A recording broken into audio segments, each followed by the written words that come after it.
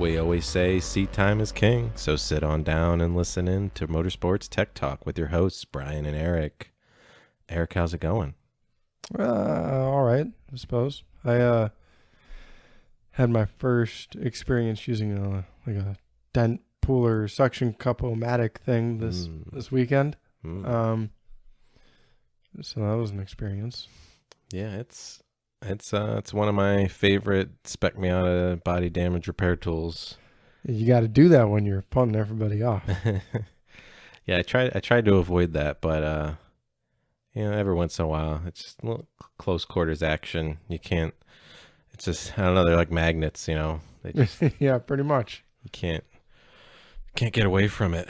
But yeah, unfortunately, I've only had to use it once. On the dents I've made, the car came with a lot of kind of came pre-dented. Sure. But so I tried to make it look a little more presentable, and then did a little unpresenting, I guess, to it myself. But yeah, for the it stinks when you have to use it on your street car for sure. Yeah, not a big fan of that. Yeah, so, but it's starting to warm up a little bit around here. That's nice. Oh, it's beautiful. I was inside yesterday, doing some shenanigans, in downtown Detroit, and realized that the amount I paid for the parking meter wasn't going to be enough, so I had to go pay more. And I walked over there in shorts and a t-shirt. It was beautiful. There you go. I wasn't cold. The weather's getting good. It's probably going to get cold again, but no, it was real nice. Real nice. Yeah, it makes you feel like winter's or racing season is just around the corner, which, yeah, for at least club racing and everything, it's getting there. Time's starting to tick on the Spec Miata stuff, but I think I have it under control. Get it out there. Fortunately, the main thing is just the transmission to get it within racing, but that rear diff I'm hoping to get done very soon. But anyway, yeah. I mean, I live pretty close to Woodward. Hopefully, there's no stalkers listening. But not that anybody would want to. But anyways, the point is, it's where a lot of people like to get rowdy, and you can hear it. You can hear the weather getting warmer. Yesterday, you hear loud cars all day. And even like laying in my bed at 12:30, 1 in the morning, I hear people brapping up and down. So. It's a beautiful place to be as long as you're into that thing. Yeah. So, I guess speaking of brapping, this week we thought we'd touch kind of a new topic. We were thinking of talking about engines today. Yeah, engines and engine mods, and down the line we'll get more technical, like specific sizing and whatever. Bits of turbos and nonsense, but for now, just we've done a lot of intros. It's something similar. You hear a lot of streetcar bros talking about different stages, which is useless. It's a stupid phrase, but it's what they do. So just talk about engines and what you can do, where to start, where you'll see performance, and maybe even a little bit of what's snake oil. So yeah. So that kind of similar to last week where we kind of went through brakes and looked at the best bang for the buck or the best places to look first. That's kind of what we would like to do today. As far as we're trying to cater our audience maybe towards like the endurance racing kind of side or club racing in general, but so in that realm, engine mods can be either, if you're in the like time attack and everything, it could be plentiful, basically completely open, all the way to your, like Spec Miata and stuff where there's really not much you can touch. But there's always things you can do to improve it.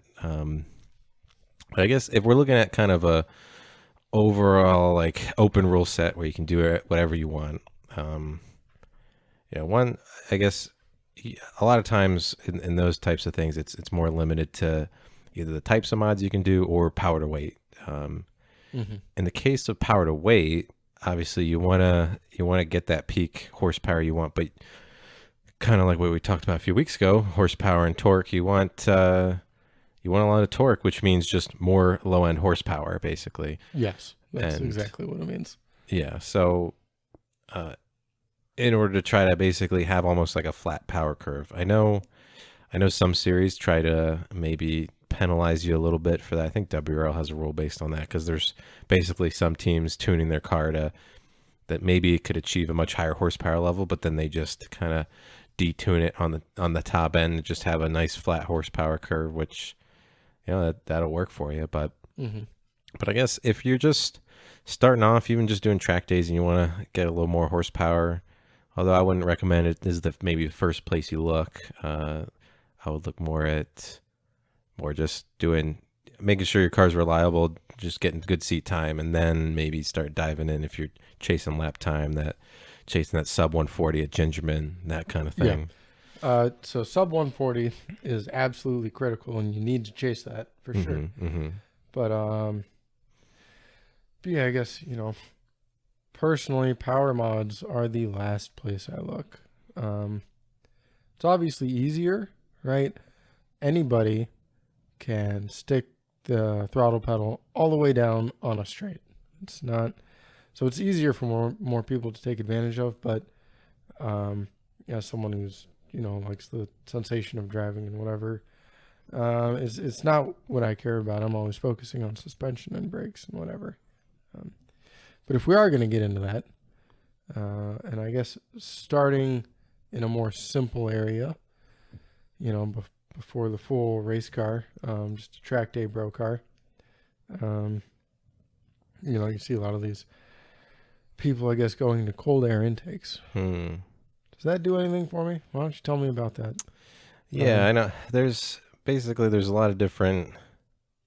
There's the cold air intakes or the short ram intakes. Or there's a lot of different names for different things.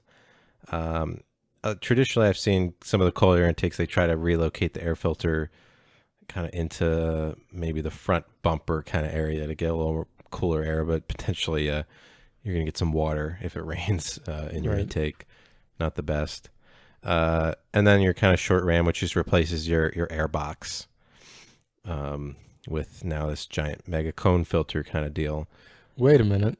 That sounds to me like just about every cold air intake kit I've ever seen is a short ram intake.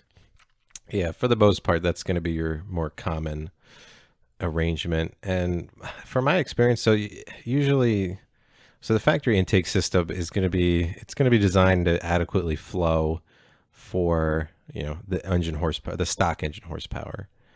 Of course, it's going to be designed to be serviceable with a nice little cheap panel air filter that'll be good for cheap to replace and easy to change out.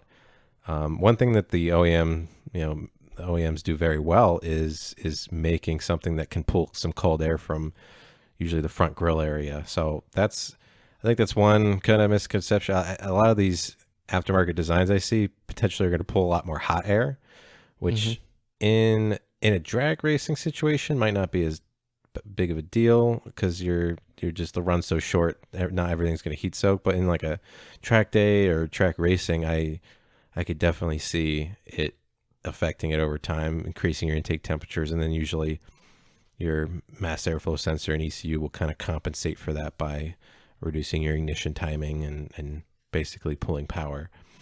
Right. So, I mean, like most of the stock air boxes I've seen pull from the fender.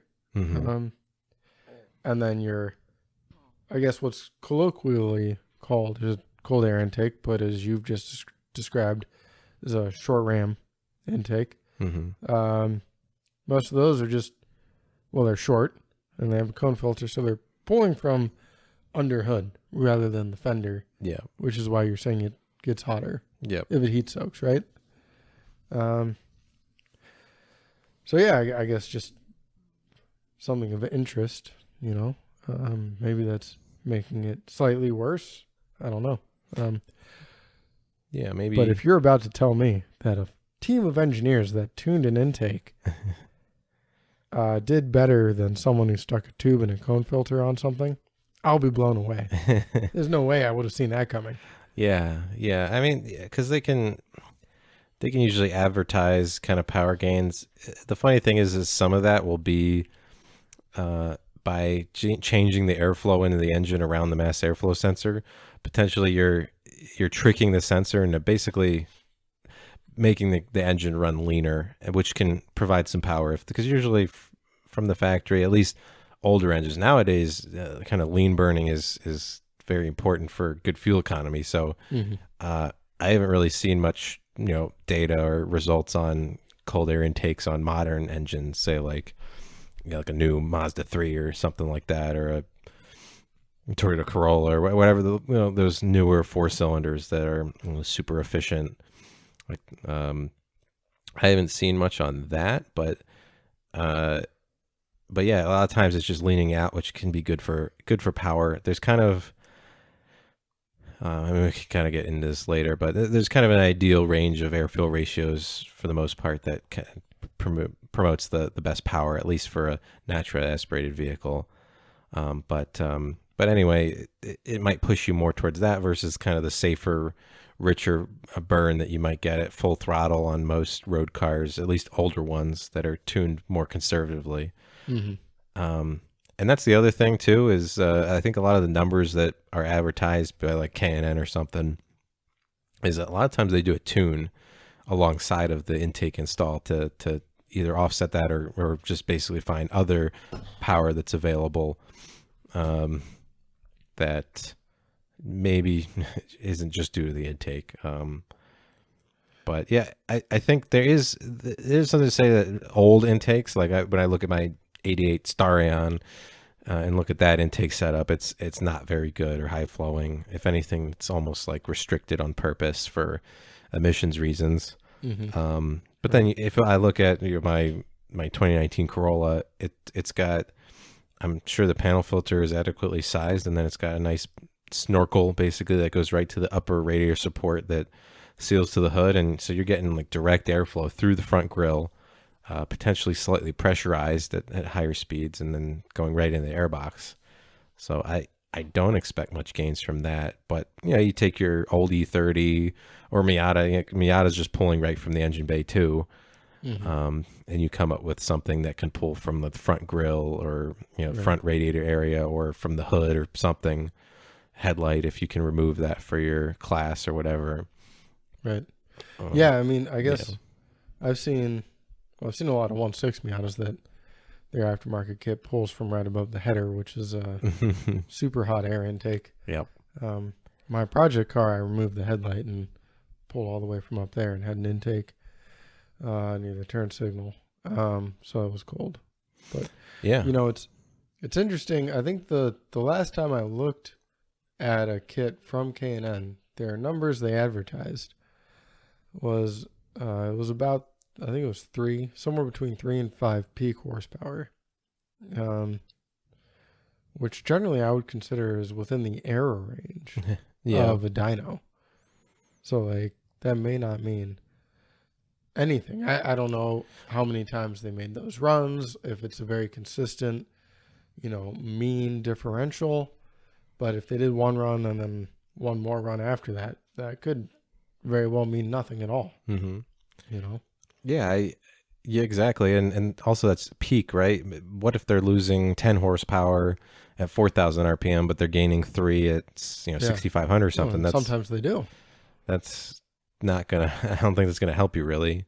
Mhm. Maybe at the drag strip it might help you, but not on track where you're gonna be using a lot more of your rev range, Sure. different corners and everything. So honestly, what the thing I've felt that or found that is most effective is, I mean, going to a cone air filter it's more surface area. That's, you're just trying to have a little less resistance basically.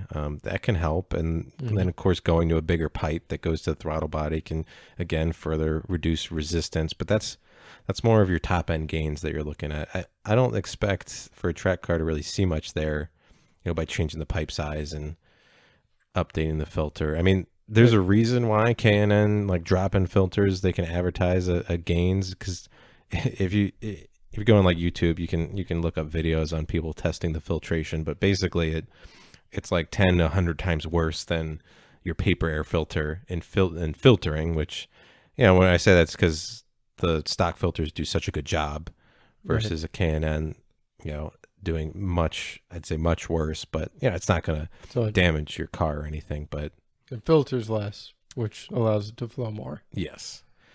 So what I've found is if your car specifically has maybe some restrictions, like it's kind of designed in, then you can definitely improve it. Like there's a lot of resonance chambers on newer cars now that they're not going to help flow. So by optimizing with maybe a similar size pipe that doesn't have those, that could help. It's going to, of course, increase your intake noise, but it'll maybe drop a little bit of weight and then slightly optimize the flow a little better for higher RPM usage. Going to a cone filter is good as long as you can seal it very well. And then I think my biggest recommendation for especially track cars and race cars is getting, basically being able to duct directly from the front of the car, get positive pressure into that intake, which won't show up on the dyno. You'll go to the dyno and they just have a fan in front of the car to keep it cool. You won't see that gain on the dyno, but you'll feel it on the track. I guess to put it into perspective, one of my former bosses, he has a super fast Plymouth Laser, that basically the fastest. I forget if it's still the quickest front wheel drive drag car in the world, but definitely the front wheel drive unibody. Yeah, sure. Unibody. I believe he might still hold that by like 100th or so.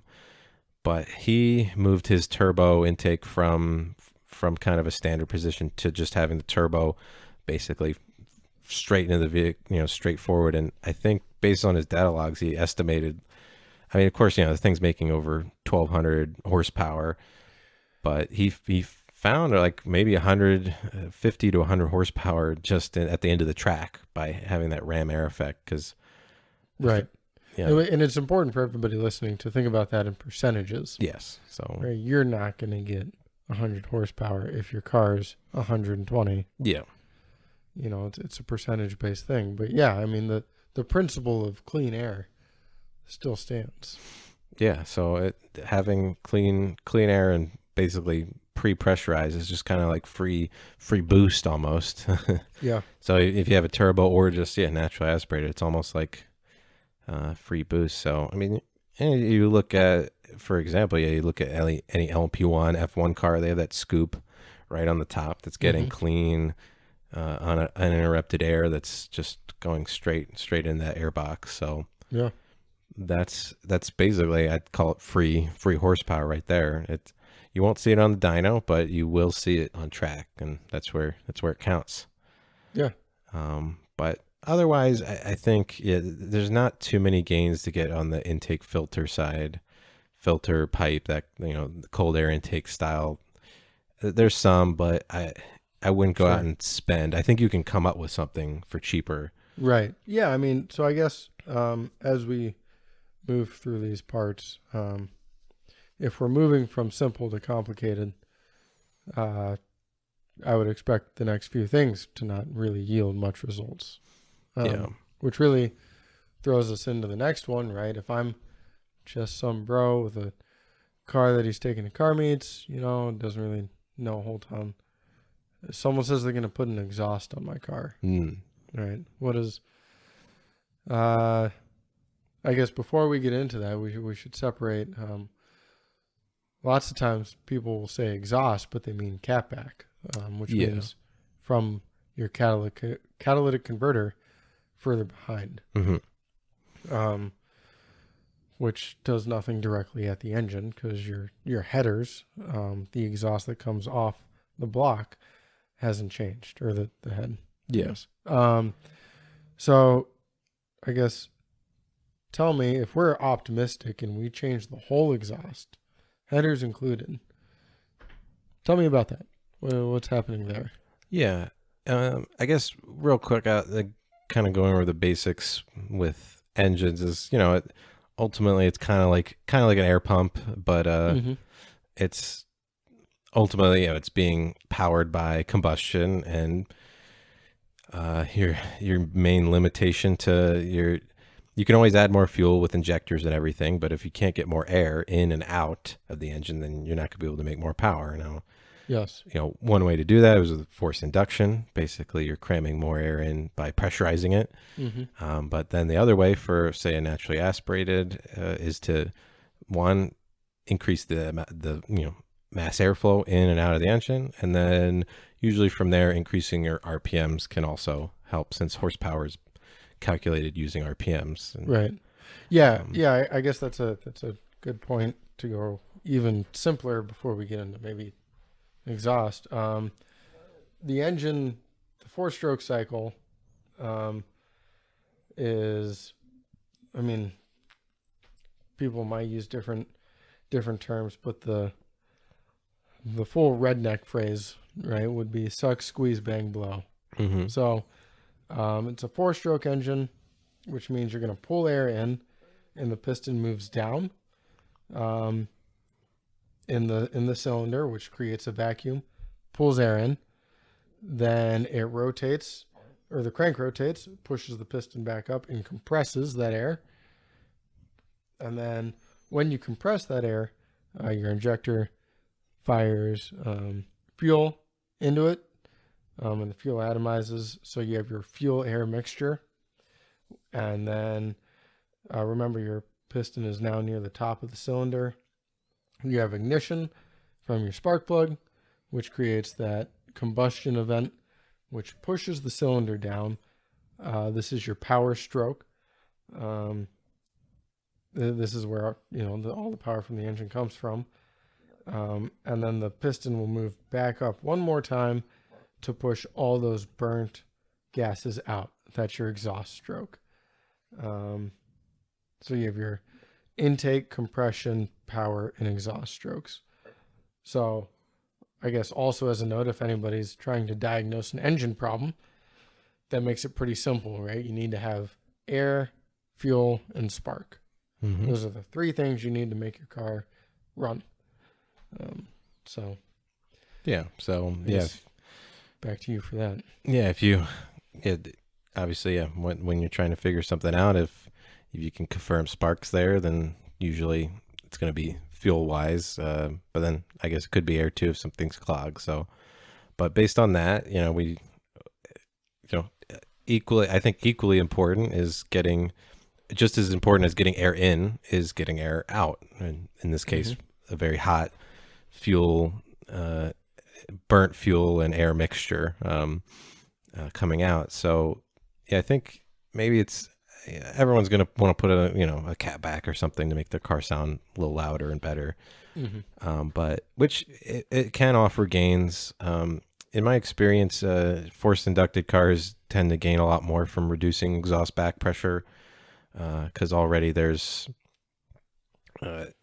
it's all about getting flow through that turbo to make sure you can keep getting more boost, especially trying to improve your spool up, and then reducing, basically affecting that ratio between the pressure in front of the turbine behind. You're trying to keep that as close to 1-to-1 as possible for very good flow. You don't want too much pressure to build up in front of the turbo. That's more of a kind of a header or manifold, turbo manifold slash turbine housing issue there, as well as the turbine itself, the design of that. But then on the other end, you want to keep that back pressure down to help promote flow there. But even on a naturally aspirated engine, improving your exhaust flow kind of has, especially I feel in a racing or endurance racing or track day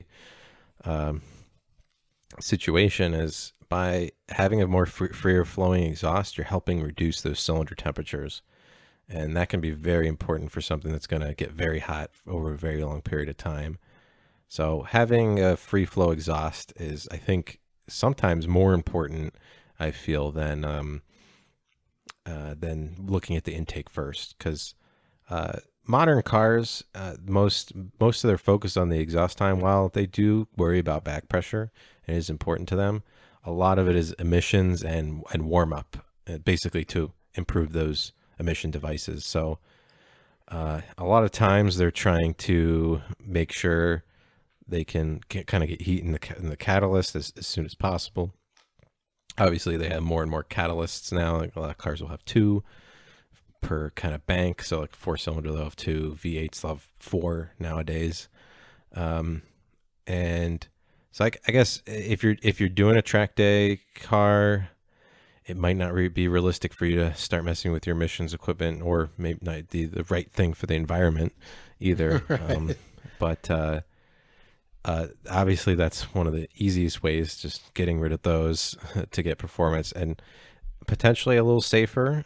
One thing to look out for if you're tracking your regular cars, those catalysts get hot, like over just the outside of them will be over 500 degrees C, whatever that is in Fahrenheit. And basically if you end up do a little pirouette through the grass, and you're sitting there a little bit, that can cause grass fires pretty easily. And just it generally heats up a lot around in that area. So I mean, if you haven't modified your car, if it's all stock and everything, it shouldn't be a problem. But if you've been messing with your fuel lines or stuff like that, it can create some problems. So getting rid of those catalysts, if it's a full race car, it's going to be an easy way to improve flow. And then, from there, I mean, everything downstream affects kind of upstream. So any resistance you can reduce downstream while maintaining kind of good sound levels. Because one thing you have to look out for is a lot of tracks. I know NCM, Laguna Seca, there may be a few more, but those are the ones I know of that have sound limits that. Right. Yeah, Laguna is very strict. Yeah, very strict. So if you're not quiet enough, you just can't even race. So that's the slowest car is the one that doesn't even start the race. So that's one thing to be careful of. But because we all love loud exhausts and everything from time to time. On a V8. Yeah. Personally, I don't like listening to really loud Hondas or V6s or Miatas. It's just buzzing I around love the Miatas, track. but spec Miatas are the worst sounding thing ever. I hate it.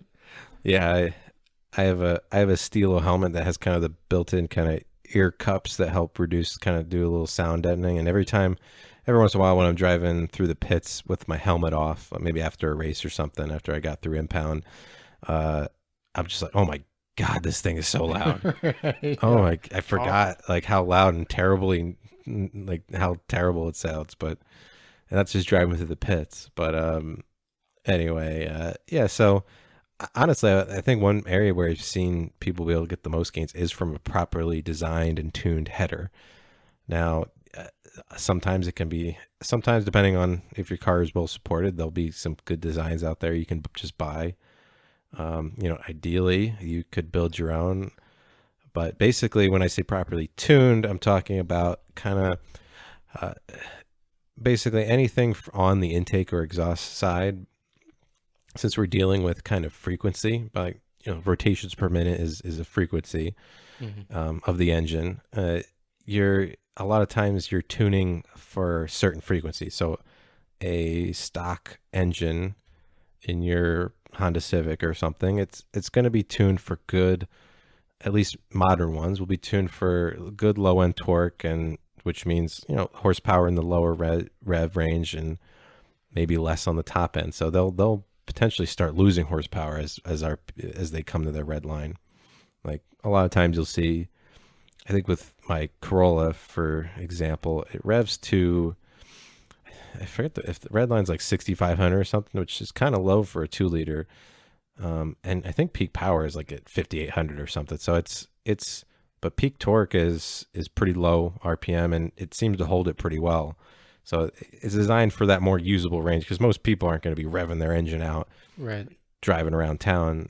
And so they're going to want more usable power, low end torque. So because of that, your intake and your exhaust will usually be tuned for those RPMs to get you more torque and potentially more fuel economy by making it more efficient in those lower RPMs. So by now that you're racing your car and you want more high end power and grunt, you can start looking into trying to basically tune it more for that higher RPM that you're going to be planning to use. Right. Yeah. So I guess when we talk about that, I mean you're talking about the tuning physically of the exhaust, but I think it should be noted that the actual engine tune is meant to work with that, right? Yes. So if you put on some sweet headers to really take full advantage of that, you do need to retune the engine. Yes. It may not necessarily be a bad thing to just put them on and let it go. Mm-hmm. It may not make it worse, but if you really want to take advantage of that, you're going to have to tune your engine after just about all of these things we're going to talk about. Yeah. Definitely to get the most out of it, you're going to want to basically recalibrate, because when the engine was originally built and then calibrated from the OEM, they're going to be specifically focused on that configuration, and as soon as you start changing that, that's there's a lot of you have closed loop feedback and all that kind of stuff that allows you to change things and potentially make more power without having to tune. But to get the most out of it, especially in full throttle situations where it's usually in open loop, which means there's no feedback from your O2 sensor to get your air fuel ratio feedback back into the ECU, and then it can adjust the fuel from there. So a lot of times in full throttle, which like I said earlier, it can run rich from the factory.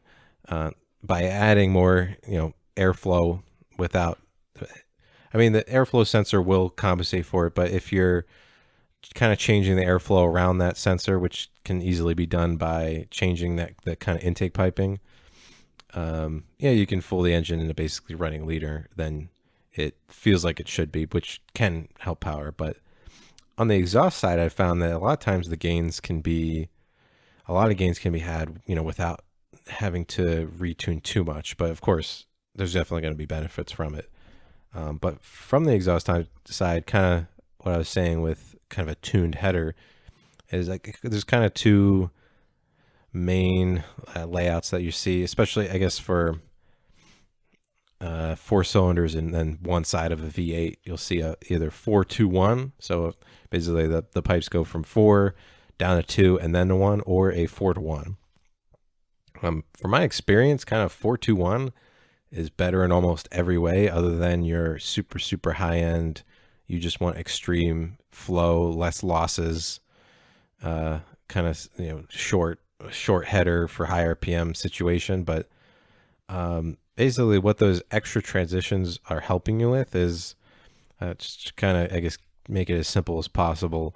Is every time those two exhaust kind of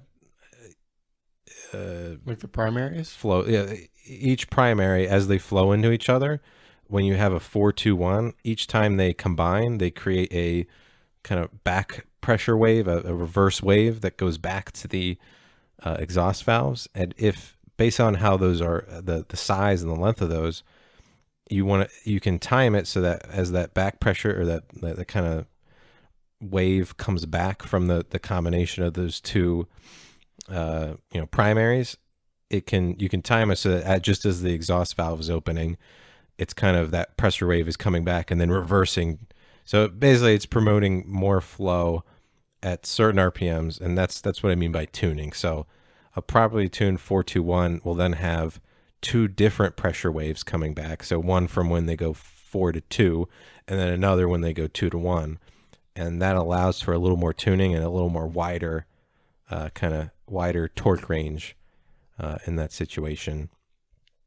Kind of complicated. I think a little difficult for someone to kind of design their own. But if you're looking in the market for different parts, a nice properly tuned 4-2-1 header for a 4-cylinder or 2 4-2-1s on a V8, you're going to see a lot of gains. For a V6, I think you're kind of You can do, I think there are some 3-2-1s basically. So two of them will combine and then the last one combines with the others. But there I think it's a little different. I'm not too familiar with that setup, but basically by going with aftermarket header, you can update to a nicer equal length primary and secondary 4-2-1 header versus a lot of times the stock manifolds are just, they're not equal length. So there's going to be flow promoted into one cylinder versus another. So you might have one cylinder that's performing less than the others. So it helps with equalizing the cylinders as well as promoting flow at the higher RPMs. By using a 4-2-1, you can potentially have slightly wider power range for that header. And then the added kind of bonus benefit is usually these tubular headers are a lot lighter than your cast iron exhaust manifolds. So it's kind of win-win-win there. Of course, Right. of course, you can lose some of your low end torque, but if you look at the RPM ranges you're seeing on track, I mean, for something that revs to maybe 7,000, I wouldn't expect you to be below 4 on any shift. So Yeah, definitely not 4. so if most of the time it's going between like 5 and 7 for your standard 4-cylinder engine. You can definitely sacrifice basically all the performance at that low end and try to just focus on that higher end. So just kind of when if you're looking at headers, I think there can be really big gains, both at properly tuned to the RPM you're running at. And then also, like I said, it helps reduce the heat in the cylinder by extracting that exhaust better. And then from there, obviously you want to make sure you have a free flow exhaust from there. But I imagine if you're modifying headers, you're probably close to the full race car territory, and you can remove your catalysts and any other restrictions there. So Yeah, I mean, so I guess we should note that with the new headers, that you're talking about, it is the power gain is based off a differential of what the headers you have from the factory were tuned at. So there are cars that are much more susceptible from a power gain from changing headers than some others you might not see much. Right? Yeah, like a really good example always is the S2000, both on an intake and exhaust side. Is a lot of people it's a very highly strung, high revving, very nicely tuned, low torque, high horsepower kind of engine. It revs to 9,000, at least the early ones did. And because of that, like a lot of people will see, they'll put the K&N intake on there, or they'll try to put a header on, and maybe they get like 3 horsepower peak. But that's, I'm sure, not worth the thousands of dollars they might have spent on those parts. Right. So, but then you take your Sky Active 4-cylinder from your Mazda or the new Miata or something that's tuned more for that fuel economy scene. I mean, I guess one really good example of that is looking at the ND1 versus the ND2, same exact engine, but they, instead of my understanding is kind of looking up some of the history of it, the engine that they put in is basically directly from your Mazda 3, which is your economy sedan, and they just didn't have the budget in the first few years to update that engine for that more Miata sports car scenario. And then once they saved up some of that budget and wanted to do a mid-cycle refresh, that's when the ND2 happened, and they went and tuned throttle body side, intake manifold. The actual physical engine is basically the same, and the piston, displacement's the same, but now instead of 155 horsepower, it has 181, and so that just shows. I imagine its low end torque is a little worse, but sometimes by improving overall engine airflow, they can also improve that low end depending on how they optimize it. So Right. yeah, when given time to further develop something, you can always make it better. So. Right. But yeah, so I mean, if you take that ND1 engine, you could probably find a lot more from these changes than that ND2, which was tuned a little better for higher RPMs, and so it's it's always going to be a case by case basis. Don't expect you look and see some guy put an intake on his Lancer Evo, that's turbocharged, that maybe has a slightly more restricted intake, and they gain 20 horsepower because it tricked the ECU into thinking it needed more boost or something. Right. Versus your S2000 that's going to gain like 2 horsepower from an intake change, if anything. Right. Yeah, and I guess you mentioned throttle body for the Miata update, which is part of the intake tract. Mm-hmm. I think what this is always going to boil down to, right, is there's a specific energy available in gasoline. Mm-hmm. There's a stoichiometric burn, which means it's the ideal amount of fuel-air mixture and combustion, and you will burn as much as physically possible, Mm-hmm. right? And then that's out of here. It's gone in the exhaust stroke, right? But I guess the point is that there's a fixed amount of energy in fuel, and that's going to be your limit to some extent, right? Yeah, I mean, if you can get more air, like you had mentioned, with a bigger throttle body, then you can maybe throw in a little bit more fuel, and you can get more power, right? yes. Or if you were running rich, you get a little bit more air, and now you're running leaner. You're closer to that stoichiometric burn, and you're getting more power. Yes. But everything always is going to come down to this ratio of fuel to air in terms of power, anyway, and the burn. So when it's burned, will be based off of your ignition timing. So you hear a lot about timing. That's mostly what people change with a tune. So it's you're just really trying to optimize this ratio. Yeah. And I feel like before we move on from exhaust, I should just note, don't be a turd, right? Your stock car, if it's stock, right? You're not boosting a naturally aspirated car, or you're not throwing on larger turbos for a boosted car. You're probably not going to outflow your cats.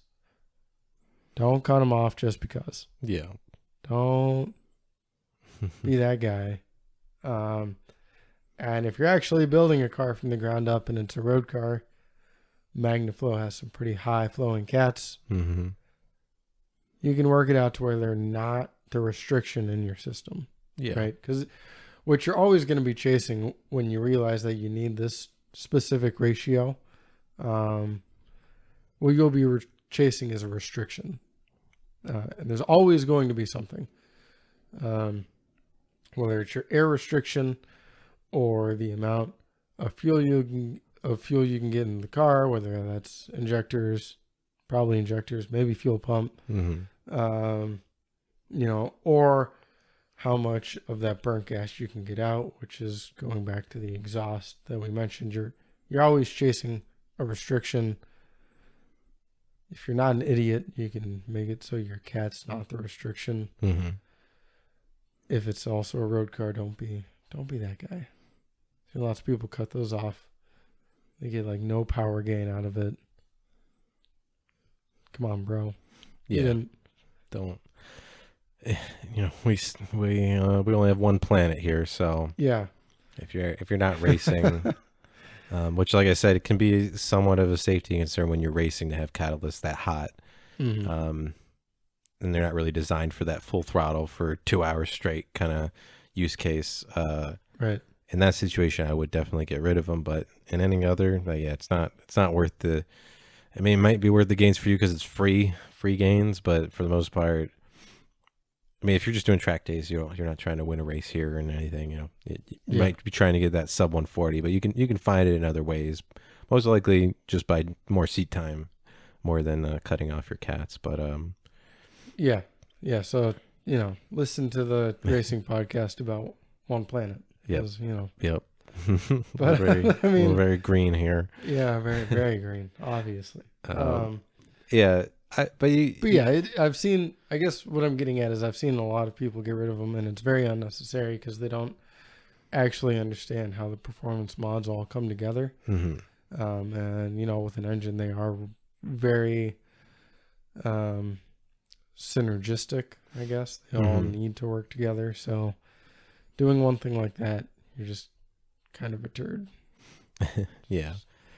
Kind of, you mentioned it briefly there, talking about like there's always something's going to be a restriction, and by looking at the intake and exhaust first, we're trying to promote some better airflow through the engine, both in and out, but then also kind of prepare us for the next level of mods that we might be able to get into, basically. But because ultimately these all start to almost compound on top of each other. To maybe you won't see much gains initially, but once you start changing things like your camshafts or your intake manifold, things like that, then all of a sudden you might be seeing big gains. So I guess we can start getting into that. So so say now you've updated your intake. At the least you now have a nice front facing kind of snorkel, getting some high pressure cold air from the front of the vehicle, and then your filter is properly sized for your new horsepower amount. Yeah, I guess start with telling me how the camshaft is doing. Yeah, I mean, if we started at how a 4-stroke works, just tell me what that camshaft is. Yeah, sorry. Yeah, so I mean, it depends on the engine layout, but engines are going to have anywhere from 1 to 4 camshafts. For the most part, yeah. I don't think there's any that have more than that. But basically, when you see something with a single overhead cam or dual overhead cam or cam and block, that's more going to dictate basically the number of valves per cylinder you can have most of the time. With a dual overhead cam allowing 4 valves per cylinder, with the cam and block usually you can get 4 valves per cylinder. I think in the most modern in the latest designs, but traditionally 2. But Single basically. Cam. Yeah. LS power, bro. Oh yeah, and so I'm more familiar with your dual overhead cam 4 cylinders. That's my bread and butter.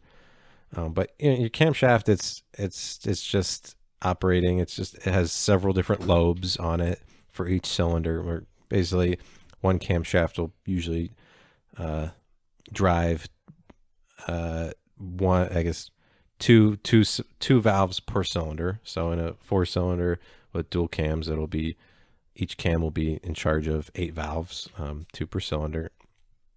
And basically all they're doing is they're opening the valves and closing them at the proper timing based on, so they're usually chained or belted into the crankshaft at a certain ratio. I think it's usually 2 to 1. So that they open, basically, I believe they usually spin. I can't remember. Should be 2 to 1, right? Yeah, it's 2 to 1. But ultimately, what your camshafts are doing, they're spinning based off of the camshaft speed. They're spinning and opening and closing those valves. So based on that and the lobe kind of profile changes when they open the valves, as long as of course, your cam timings, right? So the valves are sealing the head, right? And you have intake and exhaust valves. And when the intake valves open, you're pulling in intake air. When the exhaust valves open, you're pushing the air out. Yes. And they're just what seal the head. Yep. Right. Yeah. So they're. But the cam, I guess, because you're talking about lobes, and just so everybody's on the same page here, right? That think of a circle and then make it eccentric, right? That lobe, you have a weird shape where you just have this growth on the circle. So it's not centered around where the camshaft is spinning. So when that rotates, it'll push the valve. Yep. Like physically, there's a physical connection, and it pushes the valve, and that lobe is shaped to like time the valve, and the profiles get kind of crazy detail. But I guess the point is, when you're talking about lobe, you just mean like the camshaft is pushing the valves open or not. Yes. Right. Yeah. So there's kind of a base circle that Hmm. as your valve or your lifter, your follower is, I guess in the case of like a 4-cylinder overhead cam, there's usually the valve is then kind of actuated by a rocker arm, and then there will be a hydraulic lifter in the most in case of most cars. Some have solid, um, but whether hydraulic or solid, I mean, hydraulic is just designed as maybe wear happens over time. Oil pressure basically pressurizes this lifter to basically keep the same pressure between the cam and the valve over time. Whereas something with a solid lifter is going to require some reshimming or maintenance over time. But ultimately, the cam is riding on this, in most modern engines, kind of a roller rocker to reduce friction. But so when it's on this base circle, the cam isn't there, the valve isn't opening. But as soon as, like Eric was saying, there's kind of an extension on a growth. As it rotates through, it'll then push the valve open. So Hmm. that profile is very important for a lot of things. Uh, that's basically dictating, when the intake valve is opening, how long it's open, how much it opens, and then when it closes and how fast it closes. So uh, cams usually are, it's almost like the brains of the engine, other than the ECU, of course, but that's more on the fuel control side. On Hmm. the actual air control side, the cam is kind of the brain. Um, so in that case, cams are kind of honestly one of the biggest places to make gains. A lot of race classes and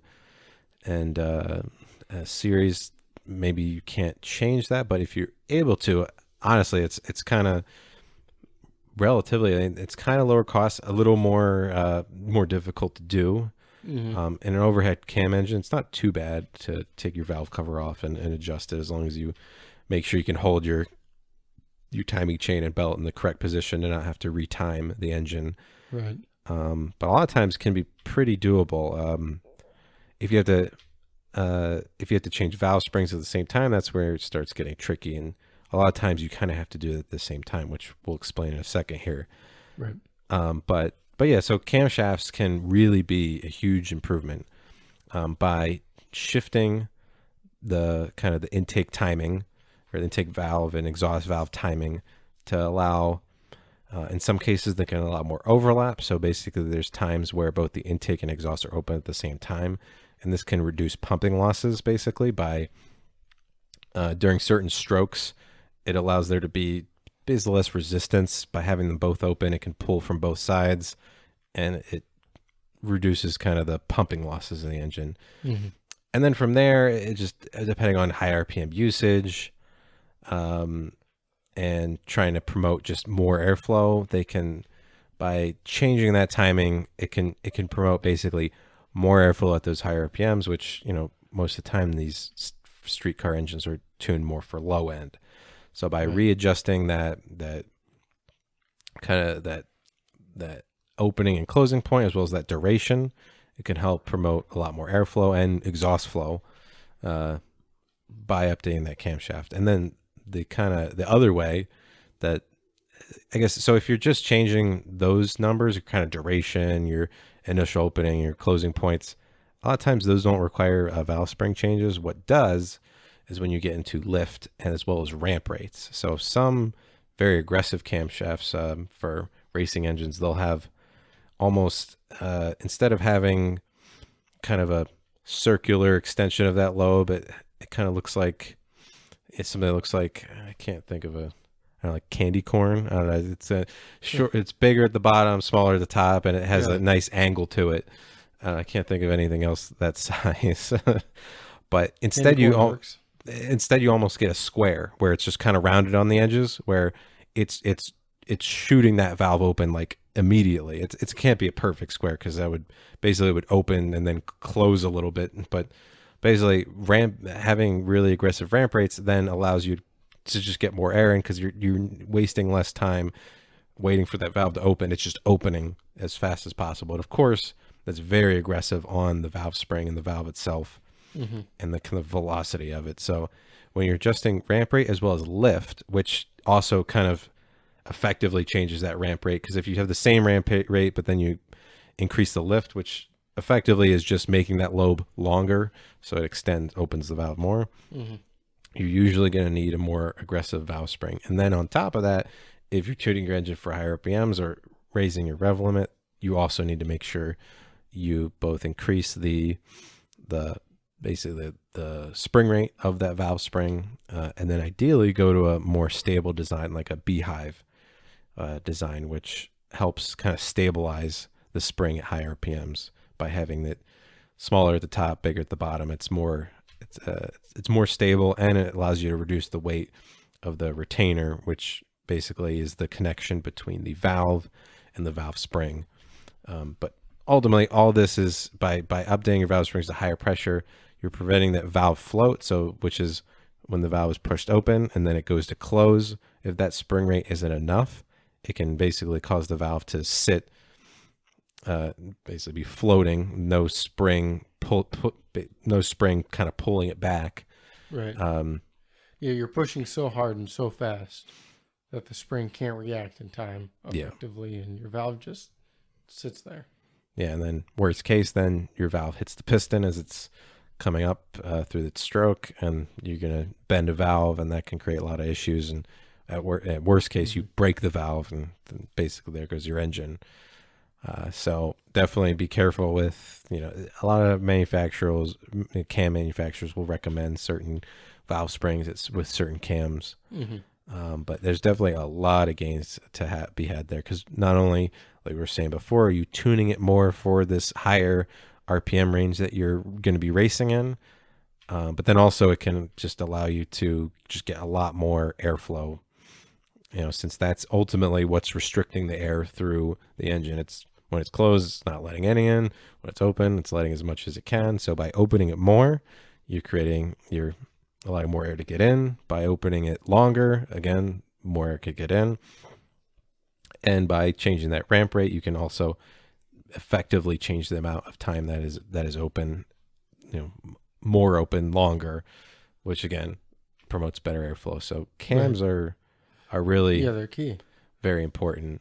And I guess maybe just to hammer it again, just because we don't have our whiteboard thing up and going right now. Maybe another way to think about cams and cam lobes and ramp rates is, if you're at home, just draw a circle, and then next to it, draw another circle, smaller circle, and connect the two with tangent lines. At least if you're already lost, Google tangent lines, because I can't help you too much here. Or just cams. Yeah. So when you connect these two, the line that goes from the big circle to the smaller one, this is what your follower is following for your cam, and this is your ramp rate. So if you make your second circle larger, and you keep those lines tangent, you'll see how that rate, so to speak, if you thought about something following the circumference of the lines and the two circles you drew, you can see how that rate grows. All of a sudden it has to move up faster, and that's what you're talking about with ramp rate. And that's effectively what's happening. So maybe just another way to explain it, because I understand it's hard when we don't have any visuals, but as you had mentioned, you're talking about intake flow and exhaust flow, and increasing those and changing the timing, and really this is where all the synergistic changes on your engine come from. Right, is now all of a sudden your cam allows for more intake flow, and because it does, you need a larger throttle body if that's your limit. There's different limits on different cars, but maybe that's where your intake piping is a limit, or your intake runners are a limit. And then I guess we can get into heads and porting heads in a minute, but the flow through the most of the time aluminum portion of the engine, or out of it, right? And then Yep. into your headers. Yep. That's where all these different flows we've talked about, that's where this really becomes big, Yes. right? Is, maybe you can get a little gain out of, your stock engine, but now you have a cam, you can flow more air in, you can flow more air out, and now you need to change all the rest of your shit. Yes. Yeah. So, yeah, and like talking about intake manifold, it's similar to the header in that runner length is tuned to a certain RPM range. So then you can start seeing gains there. Maybe you need a larger plenum size. Now plenum, that's probably a more advanced topic that I'm not fully, I guess, versed in. But a lot of times larger plenum size can help kind of the recovery between intake events by having that large volume of air to pull from. Mm-hmm. So usually larger plenums, especially in like high horsepower drag engines, can be a big benefit. But then you might have space constraints here. But anyway, so and then you can start looking at improving your intake manifold, your header. Maybe now once you start doing cams, you want to go to a higher larger diameter exhaust. Like that can start. It can start snowballing by having by looking at those initial mods and really planning for that higher horsepower level that you're looking for. Mm-hmm. You can hopefully match everything together, and because that's one thing I've done wrong in the past is, especially on the fuel side. Basically, you're upgrading things, specifically with like turbo engine cars, up bigger turbo, more boost. You start to run out of kind of fuel injector flow to meet that same air fuel ratio. Mm-hmm. And if you don't have a big enough fuel pump and large enough injectors, you really start bottlenecking yourself really quick, and then you're not using all these nice new parts. You can't run as much boost as you want in the case of a turbo engine, and that can really handicap you. Right.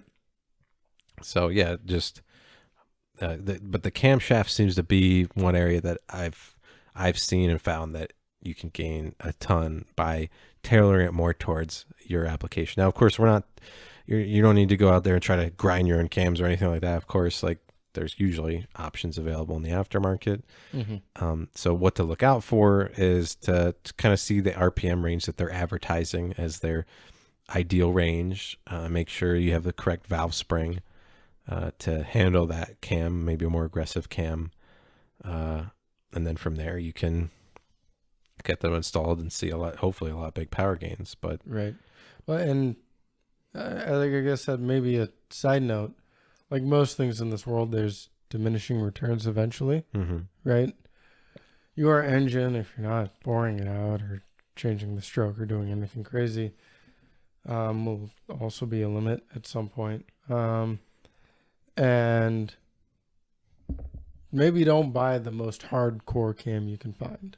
yes, Right? Because, if, again, it bothers me when people use the phrase stages because there's no empirical stage 2, bro. Yeah, there's no numbers behind it. It doesn't mean anything. But let's just say on a scale of 1 to 4, so you have stage 1 and stage 4, right? When you're looking at your stage 3 cam versus your stage 4 cam, it will be a point of diminishing returns, right? Your stage 4 cam will probably do better, but in a very, very narrow range at the top of your RPM. Yeah. So if you don't have a car that's only ever used at the drag strip, even if it's just you driving it there and back, maybe the lower level stage 3 cam is your option. So I guess don't be too greedy when you think about that, because they're. And I guess really just read about them, because the manufacturer should tell you.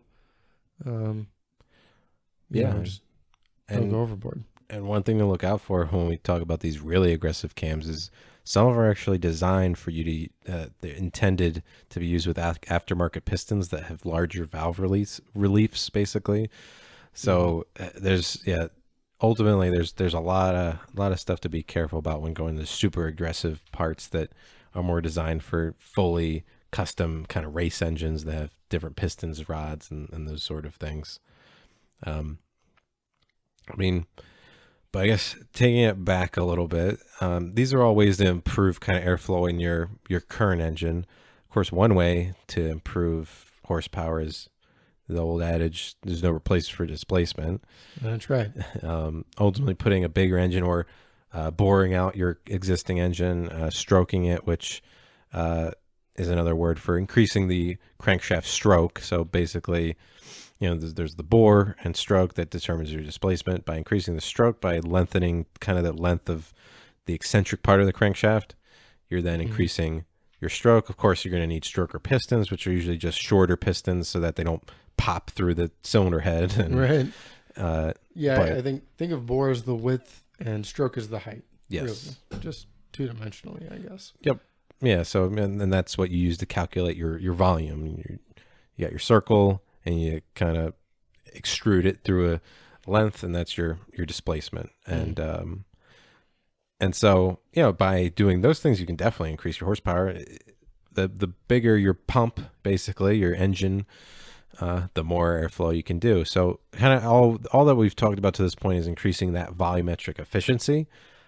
So which is, if you have 100% volumetric efficiency, that means, air coming in, coming out, you're using all of it. There's no kind of losses.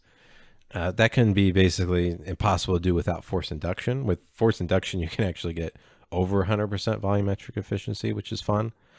But basically by improving that efficiency, you're getting more power out of that same displacement. But if you just increase that displacement at the same volumetric efficiency, you will now have even more power. So that's what we've gone over so far is kind of everything you do without, short of your V8s with cam and block, which might be difficult to do a cam in with the engine in, is most of what you can do with the engine in. Of course, with all these intake and exhaust upgrades, you might want to resize your injectors. So on the fuel side, and maybe go to a larger fuel pump, but we've kind of covered everything you can do without pulling the engine and start doing things internally. Yeah, at least for naturally aspirated. Yeah, for naturally aspirated. If you want a lot more power, then going turbo or supercharger is going to be then your next bet for just bolting something on. But if your car was never designed for that added boost and cylinder pressure, you might still need to take the engine out. There's some other things to go over there, I guess. Yeah, and I think we're planning to do an episode on the kind of turbocharging and supercharging soon. So keep an eye out for that. But I guess sticking more towards your naturally aspirated or just your stock turbocharged vehicle that you're not changing anything on. So at this point you did your cams, your exhaust, your intake, everything's nice and free flowing. Your fuel injectors are big enough to to keep up with that air fuel ratio. Your kind of next area you're looking at is kind of those internal changes. You can, some blocks can take some overbore. It depends how much they can take, how thin or how small the spacing is between each cylinder. So from there, you can do an overbore. A lot of times an overbore is more meant to basically refresh that cylinder wall to make it seal a lot nicer with brand new piston rings and everything. But of course that can add some displacement. By doing a stroker kit, as we talked about, you can further increase your displacement. The thing to watch out for there is by increasing that stroke, you're increasing your piston velocity.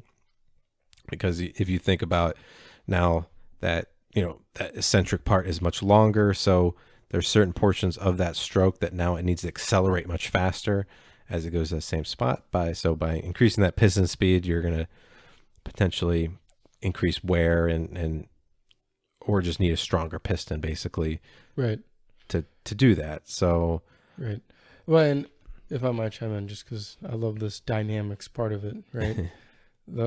A way to think about it is at a specific RPM, right? Your crank is moving at the same velocity. It's turning at a fixed amount. So if you're at an RPM and you stroke your engine, that means all of a sudden your piston is going further, Mhm. right? You have to remember that your piston changes direction, right? It goes up and then it goes down. So that means that at bottom, also colloquially known as bottom dead center, when it's all the way at the bottom, and top dead center when it's all the way at the top, that distance changes. But at the same RPM, the amount of time you have to get there doesn't change. Yep. So to go from full stop on one side to a full stop on the other side, you have to accelerate much faster, and decelerate. Yes. Right. I mean, the actual velocity of a piston is phenomenal, honestly. But yeah, that's dynamically how it's working. Is Yes. Yeah. you hit your max acceleration halfway in between bottom dead center and top dead center, because your piston has to speed up, get to a velocity, and then slow down.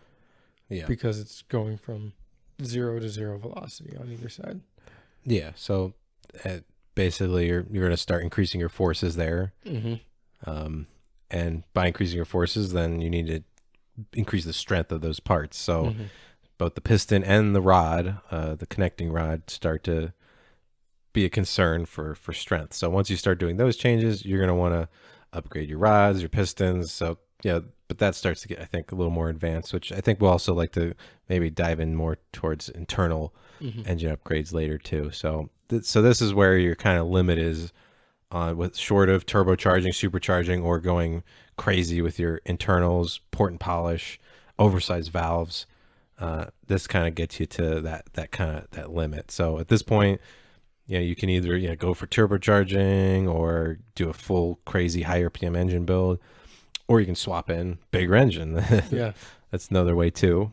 But yeah, I mean, just I guess real quick as a teaser into that later, talking about internal engine upgrades. Like, we've talked about revving higher usually allows you to get more horsepower, because the higher you rev, it's kind of part of the formula of horsepower. that RPM part. Of course, as long as you can keep the airflow up at those high RPMs, you can breathe well enough, you're going to gain a lot of power by increasing that rev range. But, kind of like what we said with cams, there's, by increasing your valve spring stiffness and design and improving the design, you can get more RPM, or ability to find more RPM that way.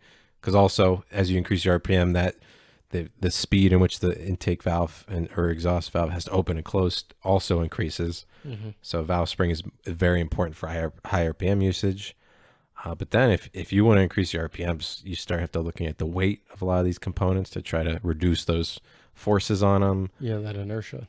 Yep. And then you start getting into like crankshaft counterweighting and bearing, your bearing design and oil pressure at those higher RPMs. Like, so there's a lot of limiting factors to just running 10,000 RPM on your, Civic engine or something. So right, those complications really start to snowball when you get up there. Yeah. So it's not, and that's never as easy as just going into your tune and removing the fuel cut at 7,000 RPMs.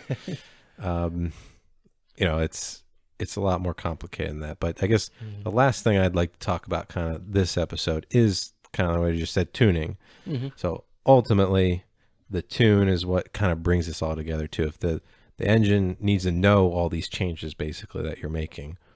So that's as simple as, if you install larger fuel injectors, make sure it knows to scale all of its corrections and everything to this larger fuel injector size.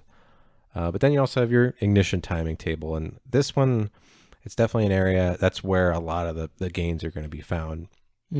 There's no like formula, as far as I know, for finding the ideal ignition timing. Ultimately, you're going to need to either test this on the dyno or at the track, or while tuning basically. So, I guess a couple little tidbits is, we talked about stoichiometric ratio, but the ideal kind of highest horsepower, at least for non-turbo cars, is actually a little richer than stoichiometric, just because, for one, the fuel actually, when it atomizes, helps cool the intake charge a little bit. So you'll find a little more power gains than just going 14.7 to 1 on gasoline. And that's also even further exaggerated with ethanol-based fuels like 85. They, with their increased alcohol content, also atomizes and basically acts as chemical intercooling. But again, we can... Right. And well, E85 also burns slower. There's... Yes. Yeah. Yeah, it's more knock resistant but yeah, so but ultimately, so there's going to be air fuel ratios, which again through dyno tuning is the best way to find the best air fuel ratios for your engine, for your setup, your application, and then also tuning that ignition timing, because it's great if you could just run usually higher. Your ignition advance is better if your engine could support it, and there's always going to be a limit, which is called MBT, right? Which is best timing. Yes. So ultimately, you want to be able to, if you can run MBT your goal is to set up your engine so you can run that. But ultimately, any more gains past that, you will not, you'll not find any more horsepower. And MBT, again, you'll find through dyno tuning. You'll keep increasing timing. All of a sudden, you'll get to a point where you no longer see any gains, or just see a lot of knock, which I'll get into really briefly in a second here. But ultimately, you'll find that point, and that's your limit of tuning. You can't find any more, basically. Right. And the concept behind that, I guess, is if you think about, you have a fuel air mixture, right, and you ignite it, it takes some amount of time for that ignition to propagate, right? That flame front to go through this volume. So the concept is that you're igniting your fuel air mixture before your cylinder is at top dead center. So then, because everything is continuously moving, right?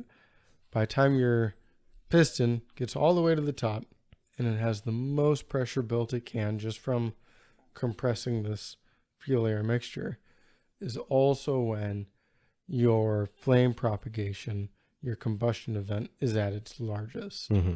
Right? You combine those two pressures, you line those two peaks up to give you, the highest potential peak pressure in the cylinder. Because again, that's what's going to push your crank back down and, go through the power stroke. So you align everything so you get this peak pressure. Yes. And that's just, I guess, where the concept of MBT is.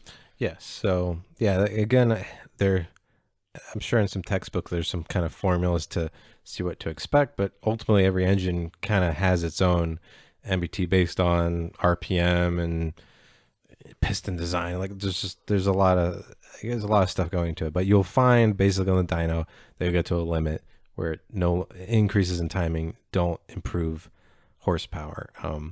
So your goal then is to be able to enable yourself to get to that point. And one way to do that, I guess to wrap us all up, is with octane and fuel. So that's another, I think it's a good place to kind of end this episode on. Basically, it's just a quick overview of that octane, because I see a lot of people putting in 93 octane into their stock engine car and expect to see gains from it, but ultimately, if it runs on low grade anyway. Yes, yeah. So ultimately, if your car was designed for 87 octane and you put 93 in, you really shouldn't see any gains unless for some reason that engine's already knock limited. So basically, when we say knock limited, it means you're limited on the quality of that fuel, the resistance to detonation of that fuel, which is what octane is. Right. Yeah. So this fuel is igniting before the spark plug sparks. Yes. Right. You're not controlling it anymore is the problem. Yes. Right. So. Yeah. So knock is very bad. That's usually the main cause of a lot of engine failures, is by detonating that air fuel mixture not when you don't want it at certain points of the stroke. It can create very bad, force inputs that can break things. So, ultimately you need to protect against knock and be monitoring it. Well, most modern engines, if not all, have knock sensors Mm-hmm. that are paying attention to this and can reduce ignition timing based on that. But so as long as you're monitoring that, you can keep an eye on that. But kind of talking about putting 93 octane in your stock engine, if it's already able to get to MBT without without any knock, then adding any extra octane won't really help. In some cases, I've seen it maybe hurts a little bit because it's almost like the fuel isn't able to get almost hot enough to burn properly with higher octane fuel in this kind of limited engine. But that's not going to be too. It's more, I think you'll see that more with much older engines. So ultimately, as you increase these mods and kind of push that engine to the limit, you're going to increase cylinder temperatures, which is going to promote more knock. And that's when you're going to want to start looking at higher octane fuels. Right. Yeah. So I guess a good way to think about this is your octane rating on your fuel is just a resistance to knock. That's it. It's not about the quality of the fuel. Mm-hmm. It does not. 93 is not necessarily better fuel than 87. If you dropped some oil in some 87, it would raise the octane rating. Don't do that because the oil doesn't burn, right? This is why you get other fuels, why you get ethanol or methanol, alcohol, whatever you want to do, whatever you want to go crazy with. That's all meant to burn. So don't do this. It's just an example that, if you had put fuel or oil in your fuel, it would raise its resistance to knock because it doesn't want to burn. That is a lower quality fuel. You don't want to be using that, but its octane rating would go up. So just remember that octane is only resistance to knock. It's not a quality thing. Putting 93 in your car that's meant to run 987, it's not helping anything. Yeah. And if anything, you're just paying more for really no gains. Now, one thing to note is some fuel, some gasoline manufacturers they'll add maybe better detergent packs and everything that help reduce soot and carbon buildup and stuff in those higher octane fuels. But that's more as a kind of marketing, and it can be better, but that's more to promote you to try to buy that higher octane fuel, which could maybe help your engine stay cleaner longer, not as actually run cleaner, but just prevent deposits over a long period of time, high mileage. Not really too much of an issue in a race engine.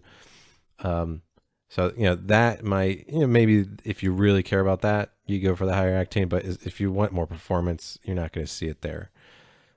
So as I said, you'll start to, as you improve the flow through your engine, you're increasing your basically increasing your horsepower for the same displacement.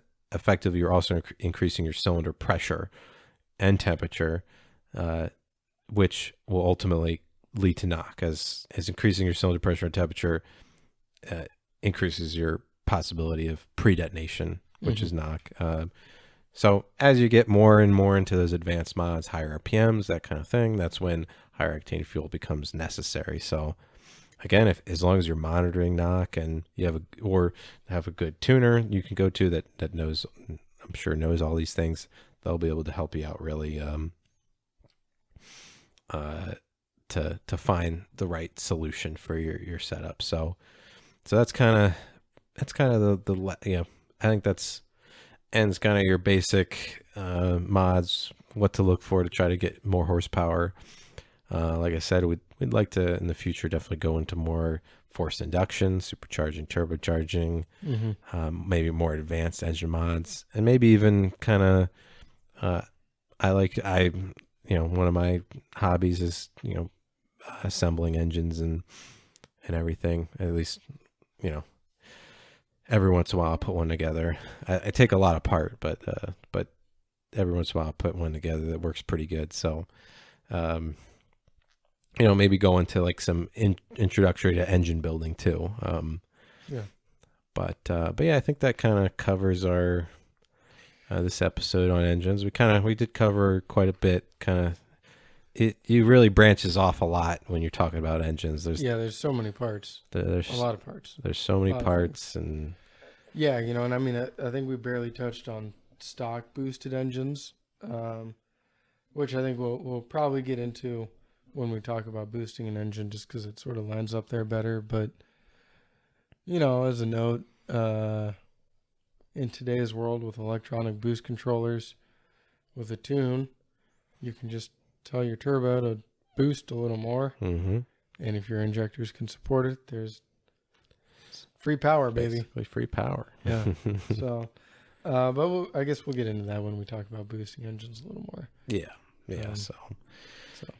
So yeah, I mean, as always, if you have any questions for us or want to hear other topics, you just reach out to us on our Facebook page or Instagram at Motorsports Tech Talk.